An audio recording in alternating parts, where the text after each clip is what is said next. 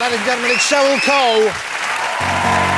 Just 'cause you're raising the bets and you call the shots now, on me, it really doesn't phase me.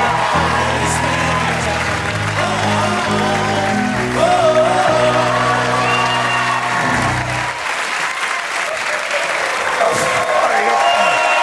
Oh, there's nothing of you. Sit yourself down. There you go. How lovely to see you again. Thank you for coming back on the show. Too. Does it feel weird for you? I know you're doing the X Factor, obviously, kind of on your own, but you have other guys with you there. But to do stuff like this without the rest of the band with you, without Girls Aloud around you? Yeah, it's actually quite scary. I was a little bit nervous coming on. But then I thought you're just a silly man with crazy costumes and silly hair, so I'll be fine. No, I'm joking. You kind of scared the girls off the last time we were on here. How did I scare girls off? Why do I scare girls off? Well, you know, you came into the dressing room and we had that little chat. Yeah, I came to see the girls before in their dressing room. I thought I'd pop in and just surprise them an hour before the show while they're getting ready to lift their spirits. And we had a nice chin wag. Yeah. And you gave me quite a lot of little treats from a container you had.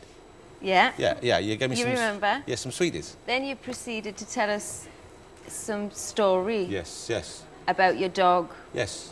Mr. Pickle, I believe. No, this one was Sweeney, and it was how he interferes sometimes in our sex life at home. But then what happened was, so we had this guy following us for like a month, doing a piece on us, so coming to various things so you we had did. a journalist there with you? A journalist. I didn't know that.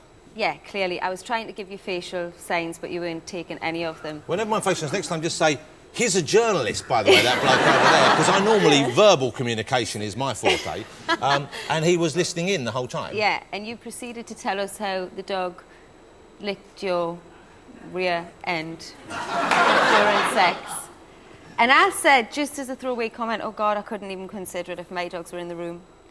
Who got the headline the next day? Well, of course you did. Yeah. Because they expect me to have my arse licked by a dog. So thanks. And no one wants that image in their head. But the thought of you going at it while a Labrador looks on is, for some reason, newsworthy. Oh, OK, we're going to get back to X Factor in a minute. But first of all, let's do this. You're still in Girls Aloud. You're still together as a unit. Yeah, very much. Okay. Actually, we just shot the video yesterday for the new single. OK. What's this? I read somewhere a while ago about maybe a sixth member. Someone either in the band or the management, they were looking for a sixth member, is that? Yeah, I don't know whether... I actually hadn't even heard about that until I read a story that we'd squashed the rumours. So I was a bit like, I don't even know where it came from, why it came about, I don't know. Does that happen often? You see stuff in the paper about the band and you think, hold it, we haven't even heard about this, it's now been printed as fact. Oh my God, all the time.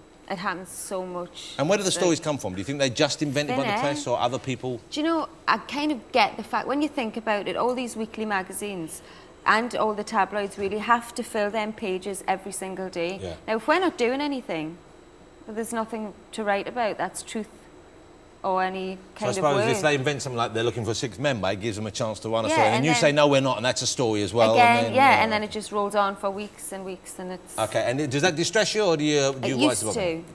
Like, lies and stuff and, you know, totally fabricated stories would really get to me at one point, really hurt, and really, I would be upset for it for, like, days on end, but now it's like, whatever, it's like... So, water off and a did you used to duck's have to phone your parents, you used to phone your friends and say, look, you're going to read this thing, it's not true? back. No, they used to phone me and be like, oh my God, is it true? Like, they'd be like, oh my God, are you getting a sixth member? I'm like, I've been in the band now for 6 years, surely you know how it works. It's not true. Okay. They still do it now. OK, let me talk to you about X Factor. Here we go, X Factor's on now. I've got to be honest with you. I hate the X Factor. What? What? Yeah, boo! Let me think. I hate the X Factor for making me cry. Ah, you see? You see what I did there? Did you cry? I cry on a regular basis. Every time you get one of those mental people out and they're all, you know, and he's got no chance, who's like, you know, and they're singing, what's going on in your country? God bless them, good luck to them. It's quite scary, actually. But you get someone come out and it's tragic and they're like, you know, and you know they know he or she's got no chance. Who do you think you most sound like? Oh, Kelly! All right, then you think...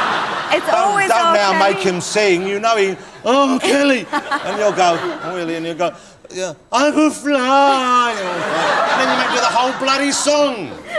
Just shoot him with a dart gun or something. Put him out their misery. No, it is great entertainment, though, to be fair. It's terrifying. But sometimes they come in like that and then they sing beautifully. Not often, though. Not often. It must be, I mean, obviously sometimes you can't help but laugh. Okay, you can't help but laugh, and that must be difficult because obviously you see their little faces fall. No, totally. I mean, the problem I found at first was initially at home, I used to laugh my head off, you know, no problem. So sat there, thought, oh, I'll have a real laugh at them. Got there, and you actually, you know, it's this close to you, and you're thinking, this is really wrong. Like, I shouldn't be laughing in your face. Yeah. And I'm like, trying to suck it in, but you just got... It's like being at school and you know you shouldn't laugh. You want to laugh more. And I noticed you've got Simon who's there, who's like, you know, I mean, ideally, he would just be looking at a mirror or something, wouldn't he? Ideally, yeah. But he's sitting there, oh, here comes another one. I've actually had a whole conversation with Simon through a mirror when I was sat this close to him. And so, where was the mirror? He was in front of him. So he would be looking in the mirror, talking to me, but obviously looking at himself in between, rather than just talk to us and speak to us like that.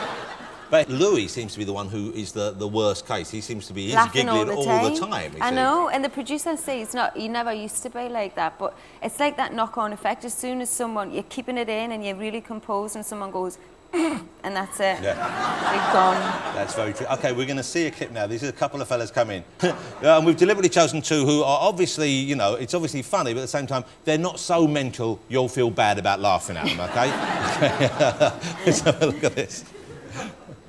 Whoa, whoa, whoa, mysterious girl, move your body close to mine. Come on, move your body. Come on, move your body. I stop and stare at you, walking on the shore. I try to concentrate, my mind wants to explore. To explore. The tropical scent of you takes me up above. And girl, when I look at you, oh, I fall in love. No doubt you look so fine. Whoa. Girl, I wanna make you mine. Yeah, come on. Just let me be with the woman that I love. A woman that I love. No doubt you're the only man. Whoa. Who can love you like I can. Yeah, man. Just let me be with the woman that I love.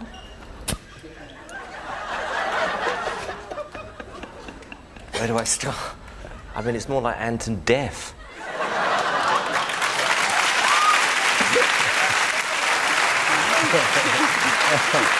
Oh dear.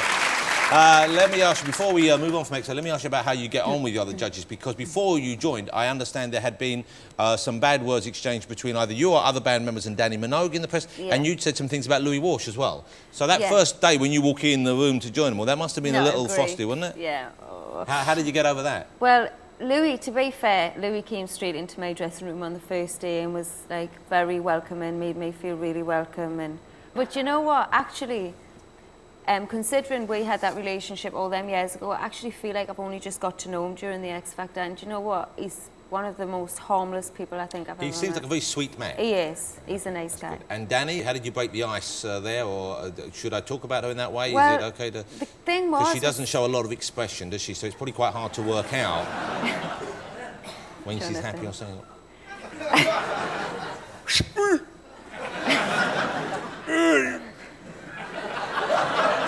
You ever had any of that done? The No. Botox? I'm only 25. Are you suggesting I need some? I was thinking of getting some done because I'm very wrinkled on the testicle area, and I thought if they were smooth...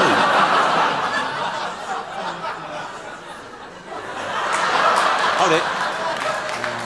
Ben's obviously tried it and it didn't work. Is that right, Ben? Is that... It was a waste of money? I have no idea what you're talking about. So, but Danny, that you got over that particular... Well, the thing that happened with that happened all them years ago back in the beginning. We didn't have no media training at the beginning. And basically, people would just throw questions at you and you would answer them. Just, you know, nobody had said, answer like this, answer like that. And people want you to say something that's going to be, they can use. And we were so naive at the time, and it actually wasn't me, although I have got that reputation in the band. I just get the blame. I genuinely get the blame for most things. They refer to you as the kind of gobby one in the band, don't they? Yeah. You can't blame them for that, but no. Sometimes I do get accused of things I haven't said, and it was actually one of the other girls that said it, but it was like 5 years ago. And to keep dragging it on, I don't hold grudges and stupid things like that. So she came up and said that's not a problem, or you spoke to her about it? Or? We just didn't talk about it. Oh, so you haven't spoken about this yet? No. Why, how long have you been filming this series for now? A few months, but it's fine. Hold on. So for several months, And there's an elephant in the room right there, which is, you know, she thinks She you hadn't said stuff exactly about... been pleasant about us back, but do you know what? It's fine. It's all water under a bridge. We're both grown-up women. Okay, I've got a great idea. Because next week, Strictly Come Dancing comes back, so Right. no one's going to be watching X Factor anyway, right? But if you wanna bump the ratings, you two settle it on air. Mud wrestling, come on, let's go. Pillow fight on a greasy pole.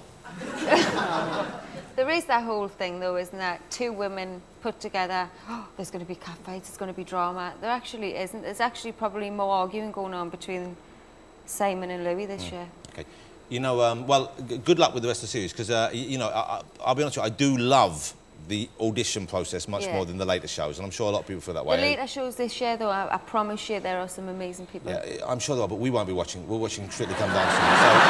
So come back and tell us who won next year, maybe. Because I won't be watching, nor will anyone else here. Now listen, Strictly Come Dancing, no? Wouldn't you be great on that? Wouldn't you like to see Cheryl Cole on Strictly Come Dancing? Really? Yeah, would you do that? Have they approached you? No, never. They must have approached some of the band, surely, haven't they? Nah, never actually. Dancing's never been all of our strongest points, to be fair. But aren't you tempted though? Because it's, I'm sure, I mean, I know the reason why a lot of kids love Strictly Come Dancing is because, especially, you know, little girls, they love the glamour of it. And it's old style glamour, you know? Yeah. And I love watching it for that as well. I like seeing people dressed up nice and doing all these moves on the show. If they asked you now, would you consider doing it if you could fit it in amongst the touring and all that? No. Huh? Why not? No. I just don't like the idea of being thrown around a wooden floor these days. Well, you won't necessarily be thrown around. Look, we could get you a partner like John Sargent. Here you go, look at that. Don't you think that would be... There you go. Is that my head? Well, some of it's your head, yes. But I wouldn't mind that body, I tell you. What about if Cowell would do it with you? There you go. How about... Look, can I be the first to say, doesn't he look more and more like Shrek these days? He's kind of... Shrek? It's the flat head. Kind of reminds me, do you remember those potato heads you used to get at school? Oh, so well. And you would water them and the grass would grow like that. The crest would come out the top? Yeah. And then you just hack into it any way you could. It's kind of a bit like that. Has he given up smoking yet? No, I don't think he ever will. No. It's kind of his vice. He'll buy a little island he can smoke on his own, won't he? Yeah. OK, let's talk about your private life has been in the papers a lot of the last couple of Let's years. rephrase that. There's no such thing as private life in this industry. Let's say personal. OK, your personal life then has been in the paper, and that must be difficult to live through, difficult to go through. And I noticed, I think you have the wedding ring back on, is that right? I do. You took it off for a while, didn't you? Yeah. OK. That's not good news. When you're in a relationship and you go home and the wife's taken the ring off, then you know you're in shit. deep... Yeah. Were you tempted not to put it back on at any stage? Yeah. I definitely was tempted. And to put it back on, but in his head. Yeah. People like to see a strong woman taking charge. And so, presumably, the fact that you haven't got back on means that something changed your mind and you feel pretty confident and happy about the future. Yeah. Do you know what? It's like, shit happens and, yeah, there's this whole thing where I spoke about in the past openly about my relationship and about my marriage and kind of come back to hit us in the face, so maybe I shouldn't discuss this with 8 million viewers, but... Hold on. The wedding ring's back on and I'm very 8 million? happy. I fucking wish. Really? So you don't, understand, but you don't want to go on about your No, I kind of learned from the past that you shouldn't really do that, but it's kind of this thing, isn't there, where celebrities have this perfect life and this perfect marriage, and people just need to just relax a bit and realise that we're human too. And everyone goes through patches. Everyone goes through stuff, yeah. You know, well, I'm glad for your sake that it seems to be working out. And, Me you know, too. he's a very lucky man that you gave him another chance, clearly. But you know what? In another way, I've actually had an amazing year. I really have. We did a sellout tour with the girls in the beginning of the year. Sold out 2 nights at the O2. Played to Newcastle, which was always a childhood dream of mine. Now rolled on to the X Factor. So I've actually had a pretty amazing career-wise. So it started like maybe an all-time low, it ends at an all-time high this Yeah. year. Well, congratulations. Thank you know what? you. And I'm pleased because you're a lovely young woman. Thank Ladies and you. gentlemen, Cheryl Cole. Thank you. Thank you. Thank you for coming on. Well done. I'll save you the fish if you want some later. Cheryl Cole.